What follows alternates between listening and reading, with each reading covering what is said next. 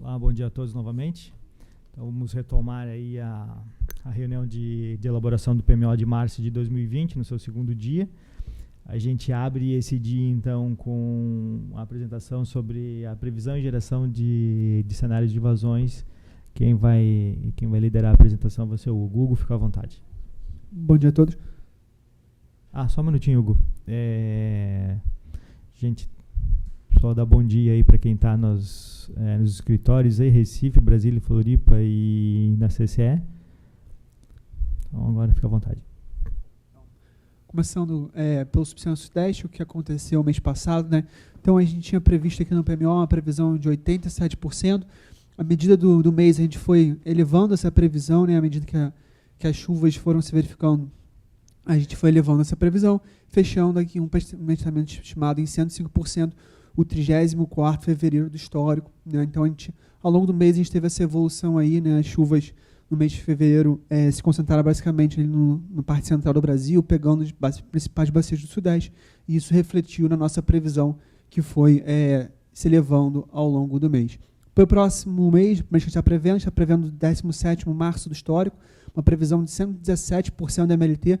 A previsão vem ficando estável ao longo de todas as semanas, né? E aí aqui, quando entra em abril, ele começa a descer, já indicando aí, historicamente, a gente já começa aí o período de abril, um período de transição para o período seco. Então, os nossos modelos históricos acabam pegando essa tendência que ao longo do final de março, as vazões já começam a entrar em recessão para abril e aí maio. Abril e maio acabam sendo meses de transição para a gente entrar no período seco. A Bacia do Grande, então, aqui a gente veio a previsão. Então, a gente está saindo de um ponto bem alto, 137% da MLT. Né? A gente passou, basicamente, todo o mês de fevereiro com a previsão, com a nossa observação acima da MLT. Foi um mês muito positivo para a Bacia do Grande. E aí, para os próximos dias, a gente prevê uma recessão, tem uma leve subida com essa chuva aqui. Né? A gente vê essa pequena elevação, mas como a gente está no patamar bem alto de vazão, é difícil a gente manter esse patamar. Lembrando também que a Bacia do Grande não vinha bem, então se a gente vinha aqui no período de janeiro com uma vazão abaixo da MLT, essa vazão sobe tanto, né, em termos de ENA. Então, basicamente, tudo que está aqui, escoamento superficial, tem uma característica de resposta mais rápida. Então, isso vai pautar muito o resultado da bacia. Quando para de chover, a nossa recessão tende a ser mais forte. O que é diferente se a gente tivesse vindo perto da MLT e tivesse tido essa elevação, que a gente teria um escoamento de base mais alto. Mas essa chuva dá um escoamento superficial alto, obviamente ajuda a elevar o escoamento de base, mas a gente está com o escoamento de base ainda baixo, e aí isso faz com que quando para de chover, as vazões tenham uma descida bem abrupta. Para a previsão mensal, mesmo assim, a gente está com uma previsão de 123% da MLT, né, todas as semanas aí, acima da MLT.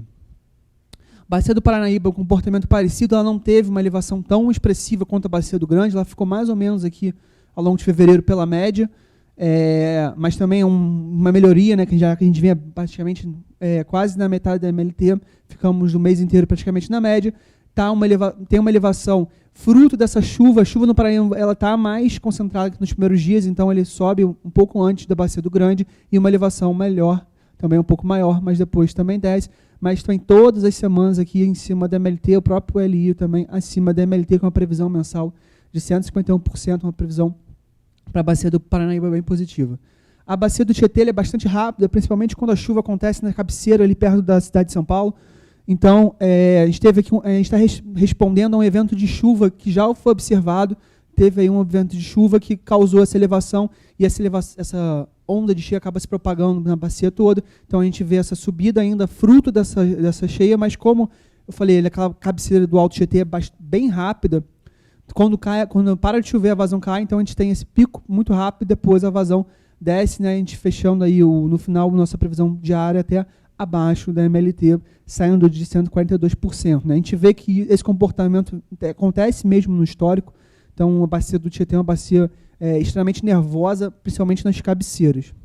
Em termos mensais, a gente fica um pouco acima da MLT ao longo do mês, e só no último mês aqui a gente cruza, mas porque também a MLT acaba descendo aqui no final para o mês de abril. A bacia do Paranapanema, como a chuva ficou mais concentrada no Brasil Central no mês de fevereiro, aí o Paranapanema não ficou, continuou com esse perfil aqui abaixo da MLT. Né? Então a gente passou o mês inteiro, teve aqui um um episódio no início do mês que teve uma elevação, mas depois as vazões continuaram voltaram a cair, né? A gente ficou aqui na faixa bem abaixo da MLT. Para a próxima semana, a gente está também basicamente respondendo a essa chuva que teve, essa chuva que caiu no Tietê, também passou no Paranapanema, teve uma elevação, mas como não tem chuva previsto, isso volta a descer rapidamente, né? Um evento só de chuva não consegue mudar a característica da bacia, e aí ao longo do mês vai ficar uma previsão estável com 65% da MLT. A bacia do Paraná acaba sendo uma conjunção de todos esses fatores, então ela tem uma elevação aqui nos próximos dias, fruto dessas últimas chuvas, fruto da água também que está na calha, e aí depois ela, sem previsão de chuva nenhuma, acaba descendo e ficando todo mundo acima da MLT, todas as semanas, né? O ali praticamente na MLT, né? Uma previsão mensal de 122%, uma previsão também para o Paraná bastante positiva. O subsistema sul foi o contrário, como a chuva ficou mais no Brasil Central, não ficou tanto no subsistema sul, as nossas previsões ao longo do mês foram acabando descendo, né? Aqui no estimado ela tem uma recuperação, dada essa última chuva que a gente teve no sul agorazinho, no final do mês. Foi um dia de chuva isolado, mas foi o suficiente aí para dar uma melhorada aqui no nosso fechamento no sul. O sul vem mal, né, nos últimos meses, apesar de nos últimos anos o sul está bem, nos últimos meses a gente está tendo aí um sul abaixo do histórico, um quarto menor histórico de fevereiro. O sul continua com ENAs bem abaixo. Em termos de previsão, próximo mês está prevendo o 36º menor. O sul tem pouca memória, poucos eventos de chuva podem ocasionar uma elevação do sul, e isso acaba sendo pego pelo modelo histórico, tanto que ele sai de um quarto pior para um 36º, porque basta um ou dois eventos de chuva para a gente recuperar o sul, então o modelo histórico acaba ficando dando uma recuperada. Mas você vê que isso ele mostra no limite inferior e superior, ele tem uma grande amplitude, mostrando que o sul pode então continuar com ENAs mais baixas, quando pode ter uma recuperação boa, né? O sul acaba com uma imprevisibilidade, porque são condições de dois fatores, solos muito rasos e também os sistemas lá acabam ocasionando grandes volumes de precipitação em pouco tempo. Em termos mensais, está prevendo 69% da MLT, né? A ENA praticamente estável todas as semanas. O Iguaçu, a gente também está respondendo a esse único período de chuva, foi uma chuva bastante elevada, em termos de bacia, você pensar aqui em praticamente 50 milímetros, em termos de bacia, uma chuva muito forte, porque é uma área muito grande, e isso faz essa elevação na ENA do Iguaçu. Mas, como não tem chuva, você tem uma pequena chuva prevista aqui, que dá uma segurada, depois a ENA acaba caindo todas as semanas aqui, abaixo da MLT. A gente vem aqui desde o início de janeiro com as ENAs abaixo da MLT. O Uruguai, ele é bem mais rápido que o Iguaçu, então ele acaba respondendo de forma bem mais abrupta. Então, esse evento aqui de chuva, de 40 milímetros, 40 milímetros, fez essa elevação bem acentuada no hidrograma, mas também, do mesmo jeito que ela sobe, ela tem essa recessão bem forte, praticamente voltando ao patamar que ela estava, né? Então, a gente vê que o hidrograma subiu, e depois ele praticamente vai descer e vai ficar muito próximo ao escoamento que estava na ausência de previsão de chuva. E para as próximas semanas, está prevendo, né, ele está abaixo da MLT e depois ele fica aqui sempre abaixo da MLT. O subsistema Nordeste, a gente teve uma previsão de 85, na revisão 1 a gente teve uma previsão 97, né, a gente teve aquela chuva que acabou afetando, depois ela voltou um pouco para casa de 80%, mas dado o histórico do Nordeste, essa previsão, um Nordeste na casa de 80%, um alívio para o Nordeste, que vinha de uma seca nos últimos anos, mesmo assim é o 30º menor do histórico. Para o próximo mês, né, então aqui as 2 primeiras semanas a conjunção dos mapas nas cabeceiras com o modelo CEPING, então ele vê uma recessão, depois o modelo o estocástico acaba vendo uma recuperação aqui, na casa de 11, 12 mil megawatts, e aí fechando no mês em 11.300, 80% da MLT, o 38º menor março do histórico. O São Francisco, ele vem se recuperando ao longo de fevereiro, né, então aquelas chuvas que a gente teve conseguiram elevar a vazão, lembrando que o São Francisco acaba com um comportamento mais lento, aí tem um processo de propagação de calha muito grande, então acaba tendo essa elevação mais lenta, mas a gente vê que ele veio subindo, e na próxima semana um pouco uma queda, mas mantém estável por causa dessa previsão. Cai um pouquinho, mas fica andando de lado. Em termos das semanas, a gente tem a previsão próxima semana, na segunda semana o CEPIM dá uma diminuída, mas depois aí o modelo estocástico acaba dando uma recuperada, voltando para esse patamar de quase 12.000 megawatts. No subsistema norte, a nossa previsão ficou estável na casa de 75% ao longo de todo o mês. O 18º menor histórico, valor do histórico. Para as próximas semanas, está prevendo, né, as ENAs se elevando ao longo de todo o mês de março, e elas começam a cair aqui também. Em abril já começa a descer, apesar de no norte chover até um pouco mais tarde, mas aí o modelo já está vendo um pouquinho de queda na primeira semana de abril, o 20º pior histórico, valor do histórico para março. Para o Tocantins, também está vendo, né, está subindo. Historicamente, o Tocantins tem esse comportamento de subir, né, dessa vez está subindo até um pouco, respondendo à chuva. Então, respondendo mais à chuva, isso indica que tem a parcela aqui do Tocantins do Rio Tocantins está respondendo bastante em relação ao do Araguaia. O Araguaia tem um comportamento mais devagar, o Tocantins tem um comportamento mais, digamos assim, mais... Ele sobe e desce mais rápido, um pouco mais volátil. Então, esse aqui acaba sendo a conjunção. Aqui, basicamente, essas respostas são as respostas do Tocantins. Então, nas últimas semanas não teve uma chuva muito elevada, então a ENA acabou caindo um pouquinho. Também não tem uma chuva muito forte para a próxima semana, e aí a ENA fica aqui praticamente estável. E daí subindo, como a gente estava vendo naquele valor, né, o bacia do Tocantins representa praticamente o norte, então subindo, e aí no finalzinho aqui dando uma queda, e com 82% da MLT. Em termos de SIM, se a gente vê, as únicas bacias acima de 120% de previsão próximo mês são as bacias aqui na região central, que a gente mostrou ontem, onde teve os maiores concentrados de chuva em fevereiro, e aí isso acaba refletindo para março, né? Então teve muita chuva aqui no Brasil Central, então a gente teve uma recuperação na Bacia do Grande, Bacia do Paranaíba, Bacia do Alto Paraná. A bacia do Baixo Paraná ficou nesse tom de por 1% da MLT, ficou com 119%, então também você pode considerar aqui praticamente verde. Então, essa região central do Brasil teve bastante chuva em fevereiro, elevou as vazões, isso acaba se refletindo agora para março, né? Em compensação, o sul, que está tendo pouca chuva, Paranapanema, acaba aí ficando com valores menores. Em termos semanais, a gente vê, né, o subsistema sudeste ficando aqui na faixa de 120, e aí depois, nas últimas semanas, caindo um pouco para encontrar a MLT de abril, que é mais baixa. O subsistema sul fica todo aqui na faixa de 70% por baixo, e aí o Nordeste e o Norte ficam aqui oscilando entre 80% e 90%. Em termos de limite, é importante destacar que só o subsistema Sudeste está acima da MLT, e só ele também está com o seu, mesmo pensando em limite superior, só o Sudeste fica acima de 100% da MLT, né? O Nordeste fica em 99%, mas não chega a tocar MLT. Então, o Sudeste com essas chuvas muito bem, mas os outros subsistemas não tão bem, né? O Sul em 69%, mesmo com a amplitude típica do Sul, não chega em 100% da MLT ou LS. O Nordeste praticamente encostando e ficando com VE em 80%, e o Norte, né, normalmente tem uma dispersão menor, ficando em 84% o VE e 93% o LS. Em termos de cenário de vazão, a gente, a partir da previsão de março, a gente abriu 143 cenários para abril, e aí a gente vê que basicamente todos os cenários ficam aqui, do Sudeste ficam aqui entre 90% e 110% da MLT. A gente está vindo de uma previsão um pouco desse valor, 110%, 117% para março, e aí ele acaba rumando todo mundo praticamente nesse valor.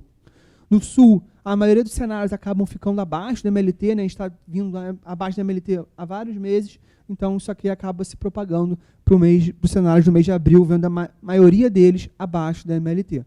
O Nordeste, a gente vê já uma pequena, praticamente uma distribuição aqui em volta da MLT, né? Um pouquinho abaixo, na verdade, um pouquinho acima de cenários abaixo da MLT, mas a gente consegue ver alguns cenários acima da MLT de abril.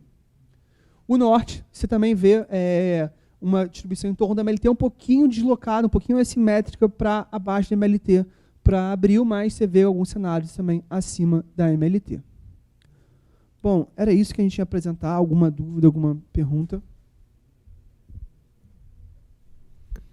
Alguma questão para o Hugo sobre o que foi apresentado agora? Aqui no Rio? Não? Recife, Brasília, Floripa e na CCE, alguma questão adicional?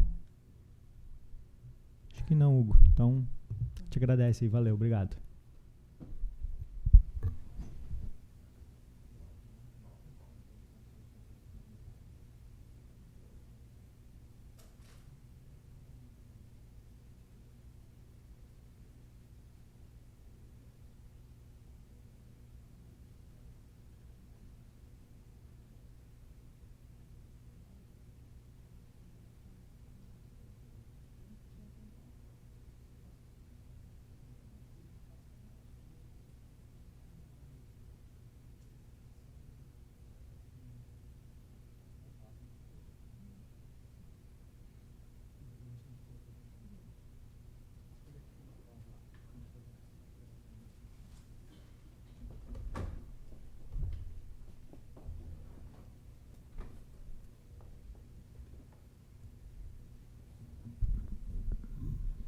Bom, dando sequência, então, a gente apresentaria agora, ou vai apresentar, né, mas apresentaria os resultados aí do PMO, mas é necessário a gente fazer uma consideração inicial. A gente, durante essa madrugada, né, a gente publicou, então, o deck preliminar, com os resultados e com o que a gente tinha de insumo para a realização dessa rodada. E a gente publicou nessa madrugada aí, não sei se todo mundo já pôde perceber. O que acontece é que hoje pela manhã, o João Marco, né, que fez a apresentação, o gerente da área lá de planejamento elétrico de curto prazo, ele nos informou que serão feitos alguns ajustes na nota técnica de limites elétricos que são base para o nosso, não só para o nosso deck do Decomp, quanto para o do New Wave. Então, esses ajustes estão sendo feitos agora de manhã. Então, será necessário uma nova rodada do New Wave, uma nova rodada do Decomp e, portanto, os resultados vão mudar. Então, a gente vai passar agora, só assim, porque não vale... dado que esse resultado preliminar agora ficou... que esse resultado vai mudar... Então, a gente vai dar uma passada rápida, porque não vale a pena discutir um resultado que deve alterar. Então, só para vocês terem uma ideia do que foi a mudança, foi um ajuste no somatório dos elos de corrente contínua na carga leve. Nós tínhamos mostrado ontem, né, que os limites dos elos aí na carga leve, a gente estava somando 14.300, que era o valor que a gente tinha... então, de informação que estava diferente dos valores de carga média e pesada, que indicavam 17.300. O que o João nos informou é que o valor de carga leve ele vai ser igual ao valor de carga média e pesada, ou seja, na carga leve esse valor vai ser equalizado, também vai para 17.300. Em virtude disso, alguns outros valores que dependem disso vão mudar. Então, por exemplo, o valor do elo de corrente contínua Xingu Estreito mais Xingu Terminal Rio, que para ficar limitado nesse 14.300 na carga leve, a gente tinha colocado como premissa o elo de Xingu com 5.000, então ele vai poder ser explorado no seu limite máximo, 8.000. Aí, em virtude disso, há uma série de mais 2, 3, 4 itens, mais 2, 3, 4 limites que são impactados por isso. Por exemplo, FNS vai ser impactado e outros limites impactados. Então, essa nota técnica vai ser publicada ainda hoje. E a gente, com esses ajustes que eles passaram para a gente vai efetuar a nova rodada. Então, a gente só apresenta, vamos dizer assim, uma prévia do que vai ser o resultado, né? A gente não sabe exatamente qual é o impacto disso, mas para quem não viu ainda, então o resultado é do deck preliminar, então é apenas como caráter informativo, os principais volumes, o CMO que a gente tinha até então e os níveis de armazenamento. E se alguém quiser ver que ainda não viu esse resultado, quiser ver alguma coisa específica, né, fica à vontade. Então, Tamires. Bom dia a todos. Como o Juliano falou, a gente tem esse resultado como preliminar, a gente já sabe que vão ocorrer mudanças, então a gente vai falar sobre esse resultado específico.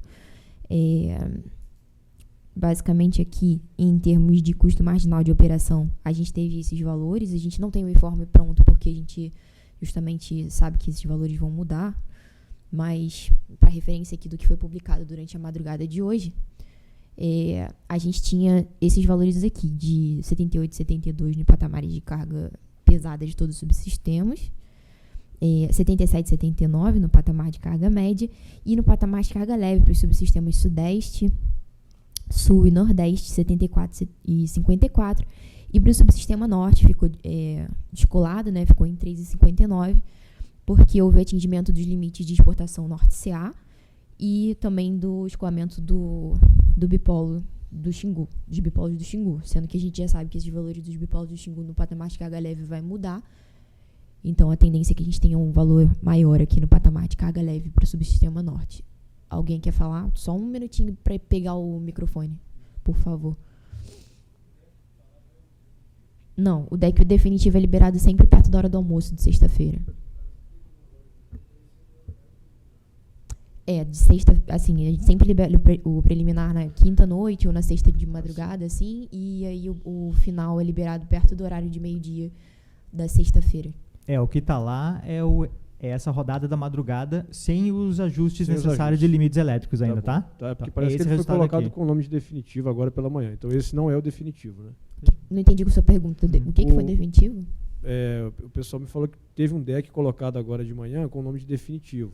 Você provavelmente está falando do New Wave, porque eles Isso, do New publicam Wave. preliminar antes. Isso, Ah, tá. isso. O New Wave publicou como definitivo, mas vai ter uma rodada Vai ser alterado, né? nova. Vai ter uma Aham. revisão também. Tá, Vai. joia. Tá para Obrigado. compatibilizar. Essas alterações que vão ser feitas no Decomp, elas vão ser feitas tanto no Decomp quanto no New Wave, essas alterações de limites elétricos por conta dessa revisão. A área elétrica vai apresentar esses números ou só vem no deck mesmo? Agora, no período... Só vem no deck, porque assim, isso foi reavaliado agora de manhã. Então, o pessoal também na correria para emitir um novo documento para a gente publicar logo no site também. De qualquer forma, assim que a gente tiver o documento, a gente publica. Assim, a gente vai ter que esperar a rodada do New Wave, depois rodar o Decomp, mas assim que a gente tiver o documento já prontinho, a gente faz essa publicação para vocês terem conhecimento. Tá, ok, obrigada. Tá? Mas o Juliano já até citou mais ou menos os limites que vão mudar, se alguém tiver alguma dúvida específica. Então, é o fluxo Xingu, FNS e RSE. Isso, o Xingu do Curuí também. Tá, obrigada. Tá? São FNS, RSE, esse escoamento do Xingu, dos dipósitos do Xingu e Xingu Tucuruí. Xingu Tucuruí, eu falei Tucuruí, Xingu é Xingu Tucuruí. E é só no patamar de carga leve, tá? Então, por isso que eu comentei aqui que no patamar de carga leve o norte ficou bem baixinho, mas a tendência é que esse número aumente porque vai haver um maior escoamento pelos dipósitos do Xingu. Comentei com vocês que houve descolamento por conta da exportação norte-CA, que houve atingimento do limite, né, de exportação norte-CA. Esse limite era um limite que, pra gente aqui no ONS, era um limite conjuntural um pouco reduzido por conta de um desligamento lá, então o deck da CC provavelmente vai estar um pouquinho diferente, mas justamente porque eles não consideram essas questões conjunturais. Basicamente é isso. E em termos de armazenamento, se alguém quiser dar uma olhada aqui, a gente tem por RE e por subsistema. Subsistema Sudeste aí chegando no final lá da quinta semana operativa, que não é exatamente o final do mês de março, mas chegando lá no final da quinta semana operativa com 57,8, o Sul com 30,5, o Nordeste com 74,7 e o Norte com 71,7.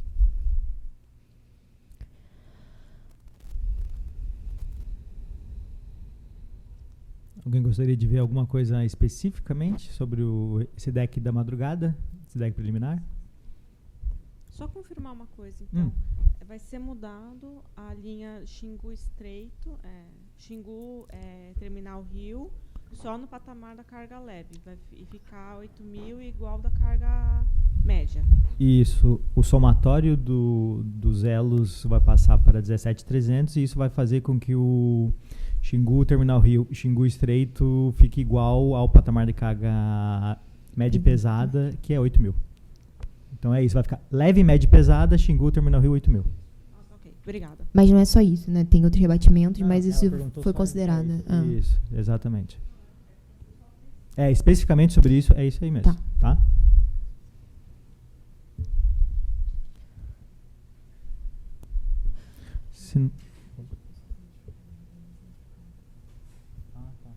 Ok.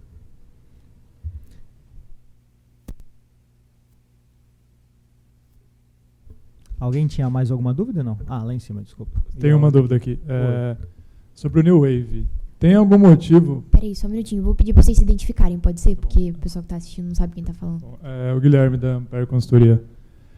Sobre o New Wave, a usina Pampa Sul, a manutenção dela foi modelada através do SPT, né, pelo FC Max, e não, por que não pelo Manute? A gente vai chamar alguém do médio prazo para responder para você direitinho, pode ser? Tá bom, obrigado. Podemos passar para a próxima dúvida, só enquanto a gente chama eles?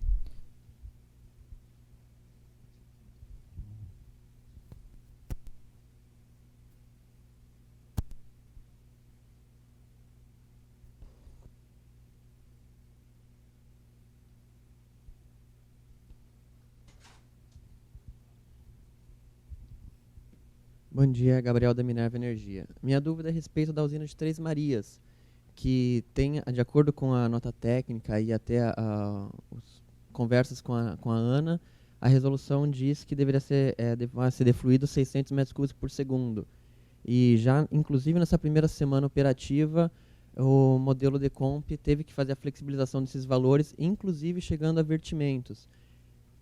Vai ser estudado qual vai ser a política que vai ser adotada para essas usinas, dado que para a primeira semana já está violando essa política sugerida pelo ONS e corroborada pela ANA.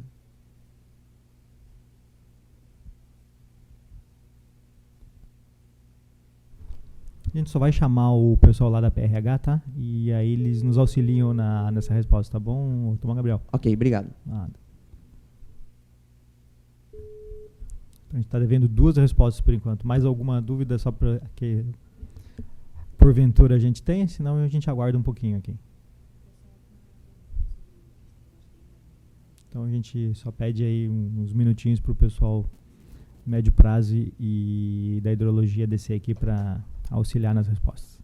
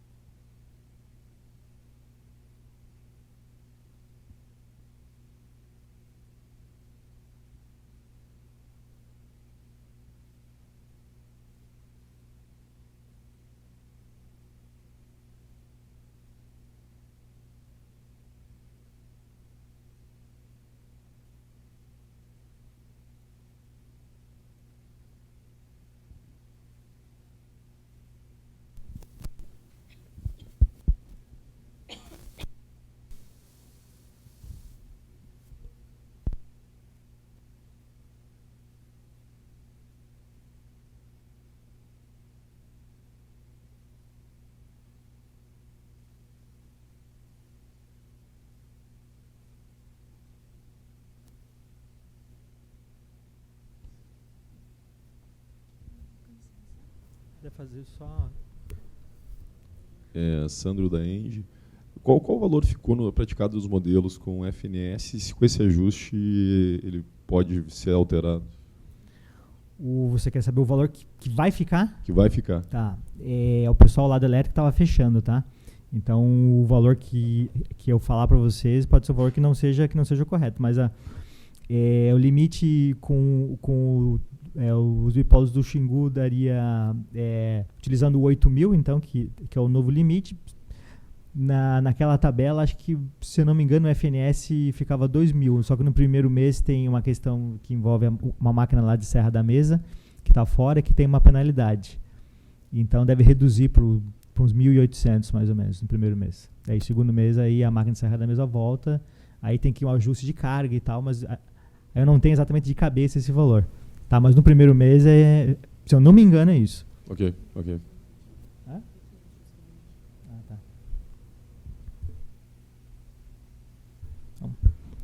Nestor, quem tinha feito a pergunta sobre Pampa Sul no médio prazo? Você pode repetir a pergunta, fazendo um favor?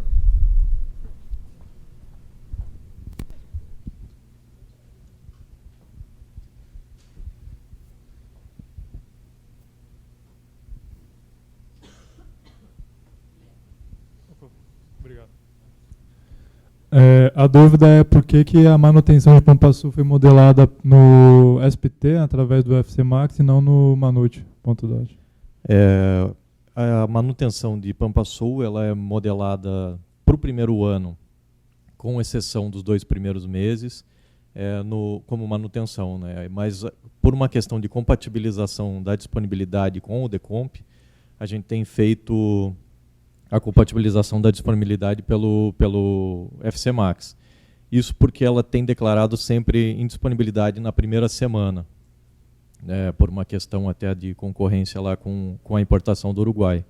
Então, essas usinas que têm uma característica específica, né, de disponibilidade, a gente tem feito a compatibilização por meio do FC Max para manter aí a questão da coerência com o Decomp, até porque muitas vezes ela não tem manutenção, mas tem essa indisponibilidade feita justamente para evitar a concorrência com a importação do Uruguai. Então, algumas usinas a gente faz esse tipo de operação. Aconteceu com o caso de Mexilhão também, que era uma questão de disponibilidade. Então, explicitamente, quando a gente tem algum problema de disponibilidade na usina para o Horizonte que tem sombreamento com o Decomp, a gente faz dessa forma. E o restante do Horizonte, né, as manutenções do primeiro ano, que são enviadas pelos agentes nas revisões quadrimestrais, essas sim aí são modeladas dentro do Manute. Tá bom, obrigado. Valeu, Nestor, obrigado. A gente segue aguardando aqui para responder a pergunta do Gabriel, tá?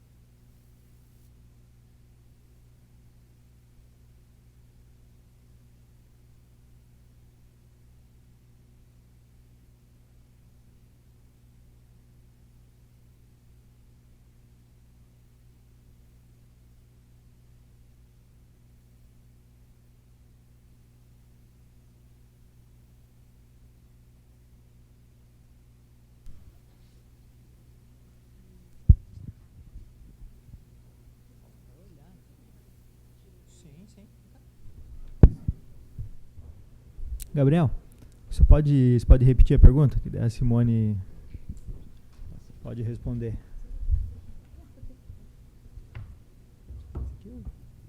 Pode. Bom dia, Simone. Aqui é o Gabriel da Minerva Energia. Minha dúvida é em relação à política operativa que deve ser utilizada na usina de Três Marias, dado que com as vazões previstas pelo SMAP, o próprio modelo Decomp já está prevendo precisou ser flexibilizado acima dos 600 metros cúbicos por segundo, inclusive vertendo nessa primeira semana, né? E aí eu queria saber se vai ser mantida essa política de 600 metros ou vai ter uma alteração já para esse período, né? Então, vamos lá. Seguinte, eu trouxe até aqui a resolução da ANA para mostrar como é que está sendo feita essa definição da operação de Três Marias. Então, são basicamente 2 artigos que tratam a resolução. Um que fala que quando a gente está na faixa de operação normal, que não há restrição de vazão, que é como a gente se encontra, que a vazão mínima é de 150, que é o que a gente está colocando, a mínima é 150. E o artigo 8º diz que, sempre que possível, quando as vazões incrementares entre os 2 reservatórios de Três Marias e Sobradinho permitir o atendimento aos usos múltiplos, a defluência de Três Marias deve ser minimizada.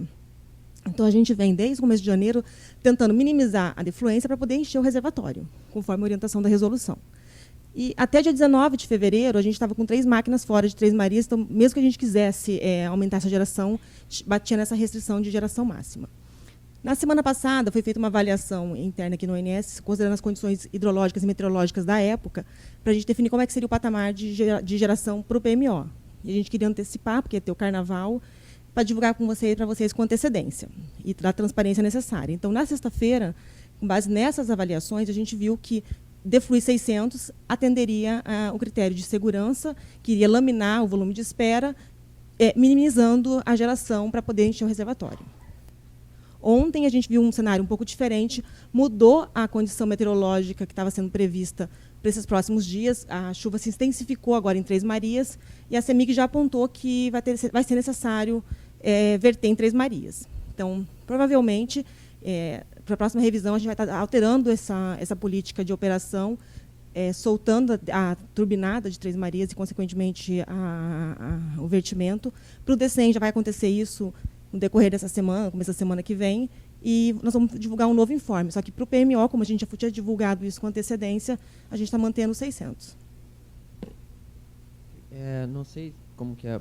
Normalmente os estudos que vocês mostram para a gente sempre são baseados em chuva verificada, tanto de média dos últimos 5 anos, média do histórico que vocês têm de chuva e da pior chuva. Talvez para esse começar o horizonte com a chuva prevista pelos modelos mesmo, pelo próprio SMAP, ou pelas condições, já pelo menos dos 10 primeiros dias, trariam um resultado um pouco mais similar com o que está realmente esperando, em vez de só olhar para esse horizonte de curto prazo, para o histórico, né, e complementar os dados históricos após essa partida de 10, de 15 dias que o próprio SMAP já proporciona. Não, só então para esclarecer, esses estudos que a gente faz tanto para as salas de crise, de acompanhamento da ANA, quanto esse que a gente apresenta para vocês, os primeiros 10 dias é a previsão dos modelos que a gente tem hoje, o ETOS GFS, e a partir do 11º dia que a gente acopla a chuva verificada. A diferença é que, como a gente remove viés e a gente coloca um limite de chuva, porque o ONS ele não está fazendo uma previsão de uma catástrofe, então a gente não tem essas chuvas tão acentuadas. Acontece esse tipo de desvio quando a chuva é muito grande, então isso vai acontecer, porque a gente acaba não olhando esse pico de chuva para eventos como o CEMADEM olha. Então, porque a metodologia de remoção de viés ela coloca um teto na chuva, ou seja, a máxima diária de chuva é de 25, 27, dependendo da bacia. Mas está lá no relatório, 25, 27, 28 milímetros, que é uma recorrência bem grande para cada bacia. Se não me engano, 95% ou 98% de recorrência. Mas tem situações em que chove mais do que isso. Mas o que a gente já coloca a chuva é prevista, sim.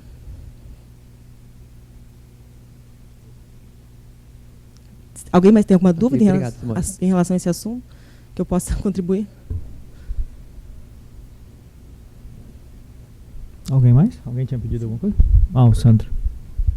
Eu concordo com o colega também nesse aspecto, porque como a gente, eu entendo a metodologia que vocês estão estudando, que vocês aplicam, e em outros momentos eu mesmo já tinha comentado como iminente o provável vertimento, mas a metodologia de remoção da viés, pelo menos no atual momento, ela está sendo frustrada, né? Se a gente pegar as vazões de projeções de ano do Sudeste, por exemplo, e na semana passada era projetado 72 GB, verificou 77 GB no Sudeste, por exemplo.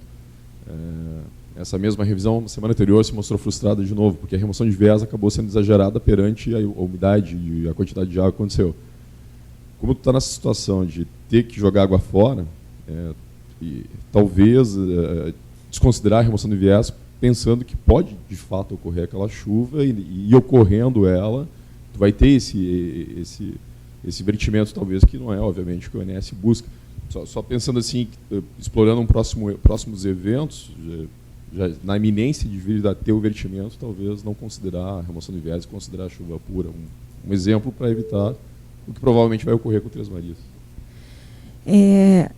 Assim, a avaliação histórica que a gente faz do desempenho da remoção de viés, ela tem um ganho significativo, porque o modelo ETA, principalmente, o GFS um pouco menos, ele tem um viés muito grande. Se a gente não fizer a remoção de viés, vai aparecer um valor muito mais discrepante do que a gente está acontecendo agora. Tanto que a gente acompanha semanalmente, nas reuniões semanais, acho que não sei se mostraram aqui para vocês no PMO, eu não vi a apresentação da Bia, mas nas reuniões semanais a gente mostra o previsto pelo GFS acumulado, o previsto pelo ETA acumulado e o previsto pelo SMWF acumulado, e mostra o verificado. E é sempre muito menos chuva do verificado. Então, se a gente usar aquela chuva, vai vir um caminhão de água que não existe. Então, o desvio vai ser muito mais acentuado. A gente está melhorando a previsão de vazão. Então, não cabe a gente voltar um passo atrás e está colocando um desempenho ruim do processo. Eu conheço esse estudo que mostra que ele tem uma grande assertividade. O único detalhe é que, quando tu está com um reservatório tão cheio, nesse caso, como é esse caso, e tu aplicar essa remoção, tu sabe que em algumas vezes a remoção ela é errada, que ela vem, às vezes até superior ao que está no próprio mapa, né? Então, eu estou dizendo que tendo essa chance de 20%, 25% de a remoção de viés remover uma água que de fato vai existir, o resultado final é revertimento. Só estou pensando assim, talvez aperfeiçoar a metodologia. Eu sei como é que é feito, eu entendi como é feito, eu sei que o estudo a longo prazo ele é válido, só que o que eu estou pontuando é que em condições que a remoção do viés se mostra errada, tu vai gerar um tipo de vertimento, talvez, é só uma sugestão, não aplicá-la para evitar que na não ocorrência da chuva total vai acabar impactando no vertimento. É algo que tu poderia ter evitado se tivesse feito num melhor preço. Eu não sei se eu fui clara, mas na verdade não é 25%, não falei 25%, é 5% ou 2%, eu não lembro se é 95% ou 98%, é a curva de permanência da chuva acumulada diária que a gente coloca no limite, não é o desempenho da remoção de viés. Mas o que a gente tem avaliado até nessas situações de chuva acentuada é que os modelos, o ETA e o GFS, têm colocado muito mais chuva. Então, a gente estaria colocando uma previsão de vazão muito errada. Eu acho que Mas tu concorda que nesse momento que vocês fizeram a remoção de viés nesses últimos meses, a remoção foi errada, na verdade, verificou mais água? Não, eu acho que foi casos pontuais, não é um caso... Não, estou dizendo que nesse mês, em específico, a remoção de viés se mostrou errada. Depende de qual a bacia, tem que avaliar. Aí, cada caso é um caso. Três Marias. Mas eu não posso pegar uma metodologia só para Três Marias, porque eu acho que eu vou tirar. A metodologia ela é única, é aprovada com base em estudo que todos vocês participam e o desempenho dela é melhor. Tudo bem, é só uma sugestão, porque o resultado final é que vai verter uma água que talvez não precisava ter sido vertida, é só esse ponto. Mas aí vamos lá. Essa previsão ela é feita com 10 dias de antecedência. 10 dias. Então, esse vertimento que a gente está verificando, a gente está vendo agora que está acontecendo isso, agora que está aparecendo nos modelos. No outro já não estava aparecendo isso. Não tinha, nenhum deles estava vendo essa configuração dessa chuva. Mas há 2 semanas atrás eu já tinha pontuado que, para mim, era bastante provável que ia haver o vertimento se mantido os 450. Aí ele foi elevado para 600. A resposta que eu tive naquele momento é: estamos monitorando e no momento adequado a gente vai fazer a revisão. Quando foi fazer a revisão já está na cara do gol, vai acontecer.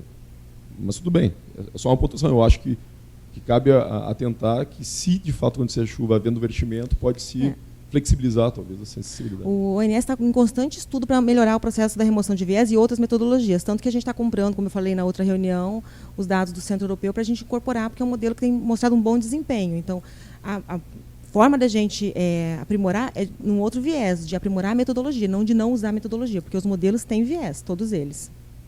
Ok.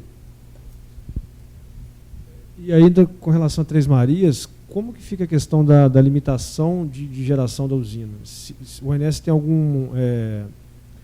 algum prazo para solicitar a ANA que consiga flexibilizar essa geração da usina para conseguir melhorar aí, tanto o controle de cheias quanto essa questão do vertimento?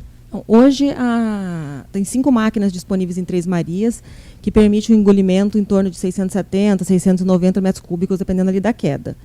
E antes de descer eu perguntei para a equipe do Juliano e eles falaram que com essa flexibilização que eles fizeram, o Decomp gerou esses 680, 690 metros cúbicos e o resto foi vertido. Na operação, ontem, quando a CEMIG entrou em contato com o ONS sobre essa questão, porque quando nós estamos em uma situação de cheias, quem define esse tipo de informação é o agente, porque ele é responsável pelo empreendimento, a CEMIG informou que ia começar a verter hoje, porque tem uma questão, umas ilhas logo a jusante, que eles precisam tirar as pessoas, precisam dar antecedência para tirar as pessoas, dependendo do porte da vazão, tem risco, tem que tirar todo mundo que está ali, e vai aumentar no fim de semana, para poder verificar o que acontece nesse evento meteorológico. Dependendo do que acontecer, pode reduzir esse vertimento ou aumentar. E a gente está acompanhando e verificando dia após dia o que vai ser feito, mas a decisão da defluência do vertimento é da CEMIG.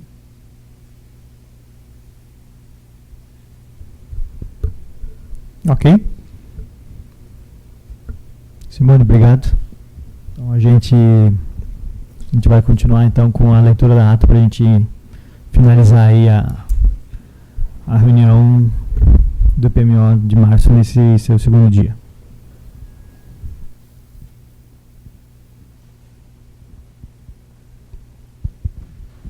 Juliano, Fabiano, depois você e o Tamires podem mostrar como é que vai ficar o FNS, tá, no bloco do DADGER, para a gente dar uma olhadinha?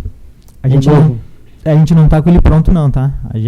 Porque o pessoal do elétrico, como eu falei no começo, eles estavam revisando agora de manhã. E a gente desceu aqui para dar a notícia que vai ser revisado e tal. Então, acho que a gente não tem isso pronto ainda, tá? Porque assim, quando vocês falaram 8 mil, eu entendo que vocês melhoraram, tá? O de 5 mil para 8 mil, eu entendi que houve um avanço em questão da transferência de energia.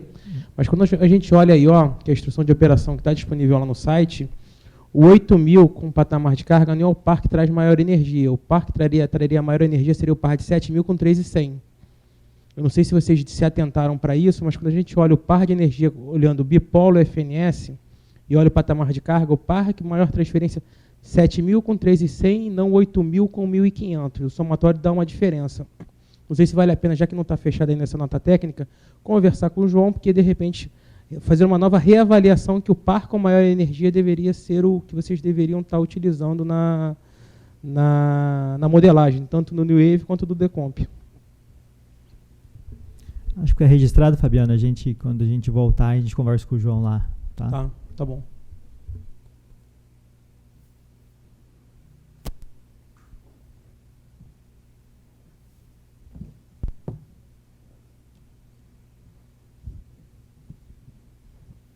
Guilherme, aqui, só mais uma pergunta. Ontem estava disponível para quem assistiu online a caixa de diálogo para interagir com o PMO. Hoje não estava disponível. Vai ser padrão, sexta-feira não ter?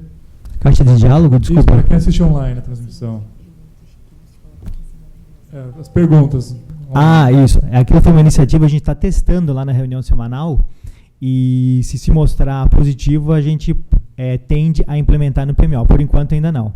Porque está em teste lá no semanal ainda. Parece que ontem estava disponível e hoje não estava.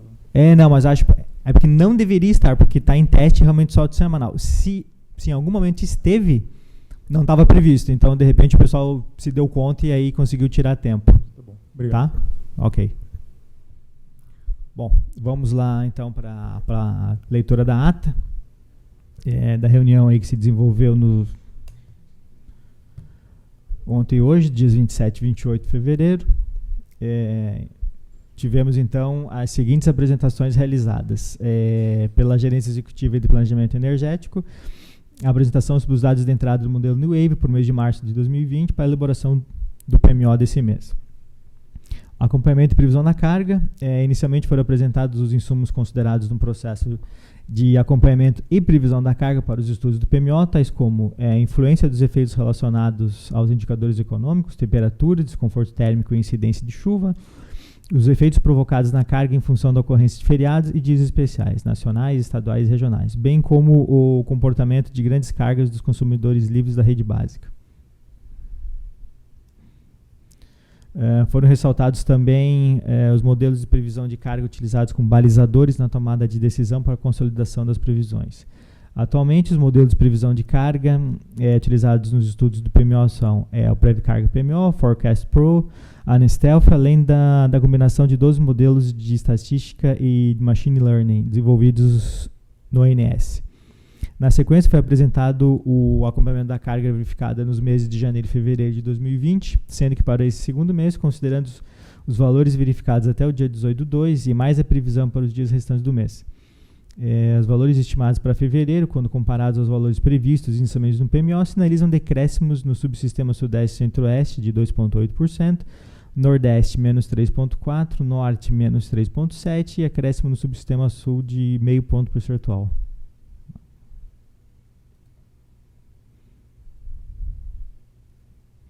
O acompanhamento da carga verificada ajustada nos últimos 12 meses, bem como as respectivas taxas de variações em relação a igual período do ano anterior, também foram apresentados. Aproveitamos para ressaltar que a carga ajustada, ela se refere a uma série de carga verificada da qual são expurgados todos os efeitos fortuitos e não econômicos, como efeitos relacionados à variação de temperatura, número de dias úteis e perdas na transmissão. Foram apresentadas as premissas que embasaram as previsões de carga consolidadas para os meses do horizonte do PMO vigente. As projeções para os próximos 2 meses levaram em consideração, dentre outros fatores, a melhoria dos indicadores de confiança e de continuidade da recuperação do setor industrial brasileiro, a criação de novos empregos, taxas de juros mais baixas. Em termos de temperatura e precipitação, a expectativa no geral é de ocorrências próximas à média histórica em todas as regiões do Brasil. A região norte conta com a retomada total da carga de quadros consumidores livres da rede básica, informado pelos agentes que apresentaram a redução de consumo durante o mês de fevereiro de 2020. As previsões consolidadas para os meses de março e abril de 2020 por subsistema para esse PMO foram comparados com os valores previstos no planejamento anual da operação energética do ciclo 2020 e 2024. E o mês de março também foi comparado com a previsão do PMO passado, PMO de fevereiro de 20, quando ele ainda era considerado como o segundo mês do horizonte de previsão. Pela Gerência Executiva de Planejamento Elétrico, então a apresentação realizada pelo João ontem sobre os empreendimentos do agente Mato Santos Genebra Transmissão. Pela Gerência Executiva de Programação, pontos de destaque da operação eletroenergética do SIM no mês de fevereiro. Os dados de entrada do modelo DECOM para o mês de março, para a elaboração do PMO desse mês, e a implantação do modelo DECEM na programação diária. Meteorologia. A Gerência de Recursos Hídricos e Meteorologia ratificou o que foi apresentado no PMO de fevereiro sobre os sistemas meteorológicos que atuaram no mês de janeiro e que resultou na ocorrência de anomalia positiva de precipitação nas bacias do Rio Jacuí, Uruguai, Paranaíba, São Francisco e no trecho incremental a Itaipu. As demais bacias de interesse do SIM apresentaram anomalia negativa de chuva, sendo que o total de precipitação observado nas bacias dos rios Grande e Tocantins ficou próximo à média histórica.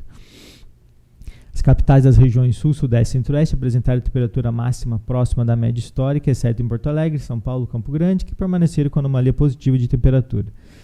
As capitais das regiões Nordeste e Norte também apresentaram anomalia positiva de temperatura, exceto Fortaleza, Teresina, São Luís e Belém, onde a temperatura ficou próxima da média climatológica. Na segunda semana do mês de fevereiro, a configuração da zona de convergência do Atlântico Sul, a ZACA, nas regiões Sudeste e Centro-Oeste, ocasionou totais elevados de precipitação no trecho de cabeceira das bacias dos rios Tietê, Grande e São Francisco e nas bacias dos rios Paraíba do Sul, Paranaíba, Tocantins e Madeira. Nas demais semanas do mês, o avanço de frentes frias pelas regiões Sul e Sudeste permaneceu ocasionando a precipitação de intensidade fraca a moderada nas bacias dos rios Tietê, Grande, Paraíba do Sul, Paranaíba, Tocantins, Madeira e no trecho montante a UHE Três Marias, no São Francisco. O rápido avanço de uma frente fria na última semana do mês pela região sul ocasionou totais elevados de precipitação nas bacias dos rios Uruguai, Iguaçu e Paranapanema. Com essa configuração, as bacias dos rios Paranapanema, Tietê, Paraíba do Sul, Grande, Paranaíba, São Francisco e o trecho incremental a UHE Itaipu apresentaram anomalia positiva de chuva no mês de fevereiro, enquanto nas demais bacias hidrográficas de interesse a precipitação ficou abaixo da média histórica. O padrão sinótico observado em fevereiro desfavoreceu a geração eólica da região Nordeste ao longo do mês e a geração solar na primeira quinzena, né? Não favoreceu.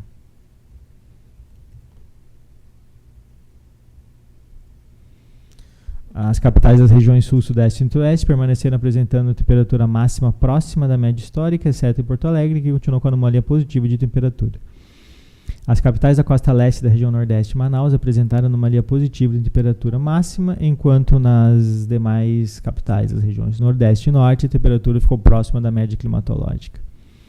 Hidrologia, a apresentação realizada no dia de ontem, a gerência de recursos hídricos e meteorologia, previsão hidrometeorológica e análise das condições climáticas.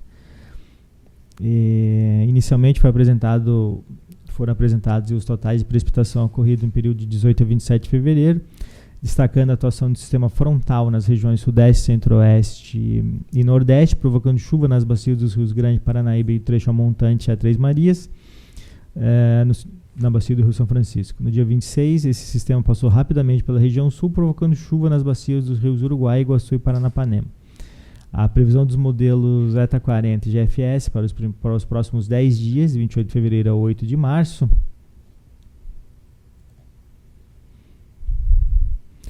indica a atuação de um sistema frontal que deve provocar precipitação nas bacias dos rios Grande, Paranaíba e no trecho montante da UHE Três Marias, na bacia do São Francisco, avançando gradativamente para norte, atingindo o trecho médio do São Francisco e a bacia do Rio Tocantins a partir do 5º dia de previsão.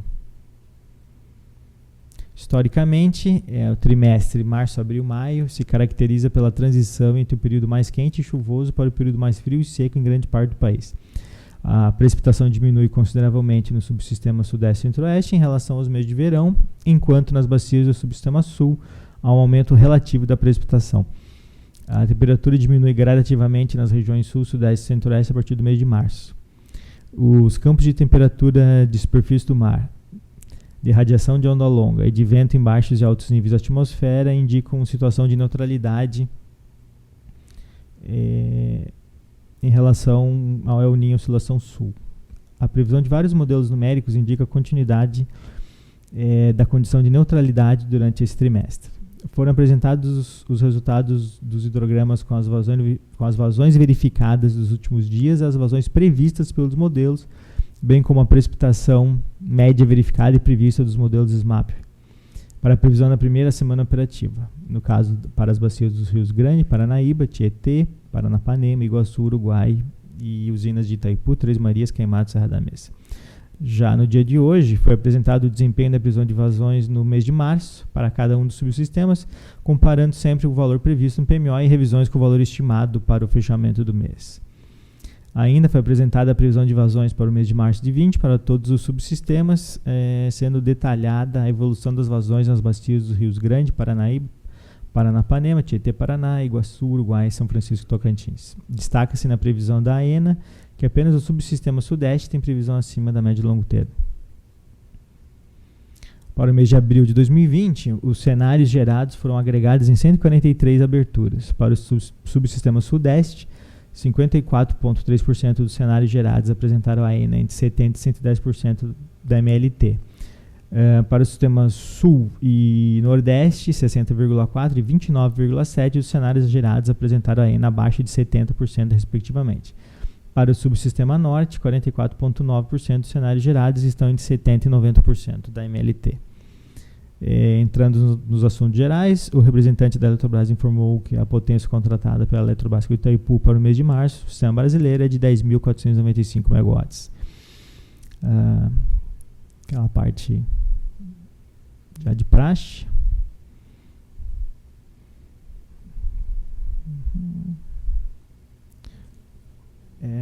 A gente está com o texto da última. Ata. Que o representante da Copel tinha solicitado para que fosse mantido. A gente pode consultar. A gente vai consultar ele para ver se a gente mantém esse texto, tá? Também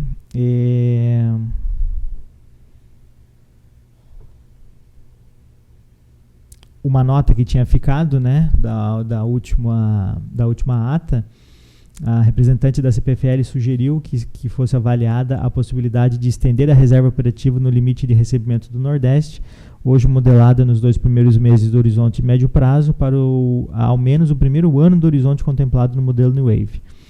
a nossa área de médio prazo, então solicitou que a gente colocasse um adendo a esse tópico, dizendo que isso está sendo estudado, né? Ou seja, a implementação da proposta será avaliada dentro do escopo da revisão quadrimestral dos estudos elétricos, que serão base para o PMO de maio de 2020. Alguma consideração adicional para a ata? Você está aí, sim. Você quer dar uma olhada para ver o que o Leandro tinha solicitado? Não tinha te visto aí. O representante da Copel GIT registra que com os níveis de armazenamento reduzidos, o risco operacional pode estar maior do que o calculado pelos modelos, configurando mais um motivo para que socorram despachos fora da ordem de mérito. Além disso, solicita atenção especial por parte do Ministério de Minas e Energia para a situação energética atual, tendo em vista que o despacho térmico calculado pelo modelo DECOMP, no que diz respeito ao acoplamento com o modelo D100, parece não estar compatível com os níveis de armazenamento do subsistema Sul e Sudeste Centro-Oeste.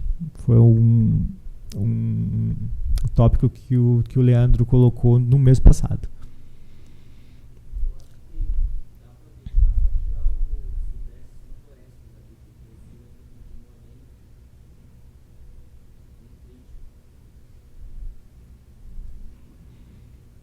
Parece não estar compatível com o nível de armazenamento do subsistema Sul. Ok.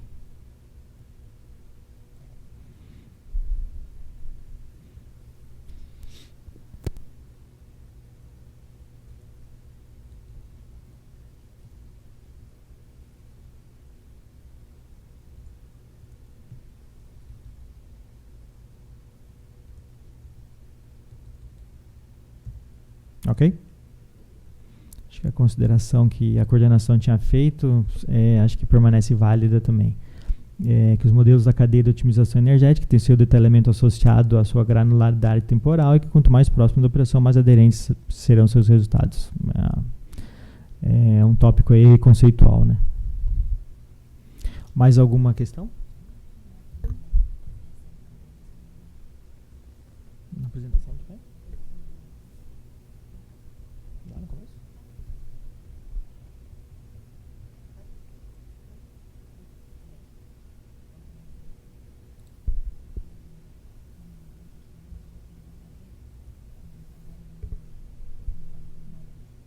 Não sei. Aqui embaixo. Ali.